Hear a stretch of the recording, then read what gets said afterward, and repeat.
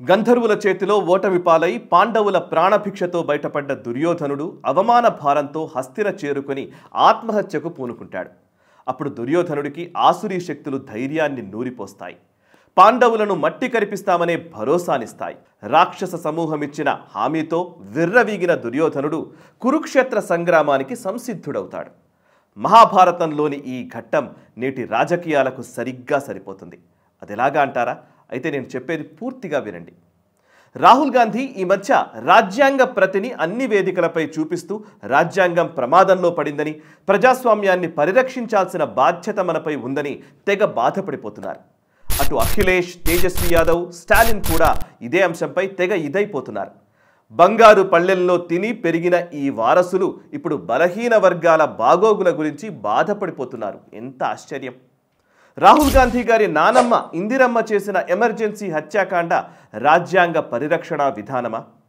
ఇందిర మరణానంతరం జరిగిన సిక్కుల ఊచకోత, దాన్ని వెనకేసుకొచ్చిన రాజీవ్ గాంధీ వ్యాఖ్యలు ఏ రాజ్యాంగంలో సముచితమైనవి?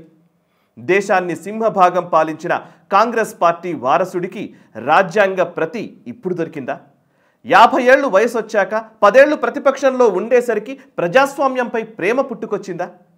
స్టాలిన్ తండ్రి కరుణానిధి అసెంబ్లీలో జయలలిత చీర లాగించిన వైనం రాజ్యాంగంలోని ఏ ఆర్టికల్లో ఉంది? అఖిలేష్ యాదవ్ తండ్రి ములాయం సింగ్ యాదవ్ కరసేవకులపై కాల్పులు జరపడం ఏ ప్రజాస్వామిక విధానం?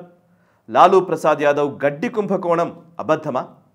రాజ్యాంగానికి ఎన్నిసార్లు ఎలా తూట్లు పొడవాలో, ప్రజాస్వామ్యాన్ని ఎంతలా అపహాస్యం చేయవచ్చో ఈ పుత్రరత్నాల తండ్రులను తాతలను చూసిన జనాలకు తెలీదా?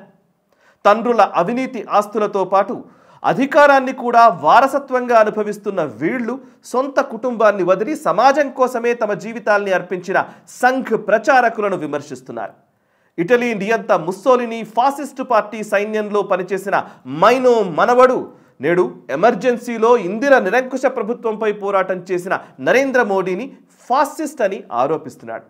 నిజానికి ప్రజాస్వామ్యం, రాజ్యాంగం, బలహీన వర్గాల అభ్యున్నతి ఈ మాటలన్నీ ఈ వారసోత్తములకు తెలిసినవి కావు. అసలు వాటి నిజమైన లోతులు ఎన్నటికీ అర్థం కావు. అయినా వీటినే ఎందుకు పదే పదే వల్లెవేస్తున్నారు అంటే ఈ పదాల చుట్టూ అమాయక ప్రజలు పరిభ్రమిస్తుంటారు కాబట్టి.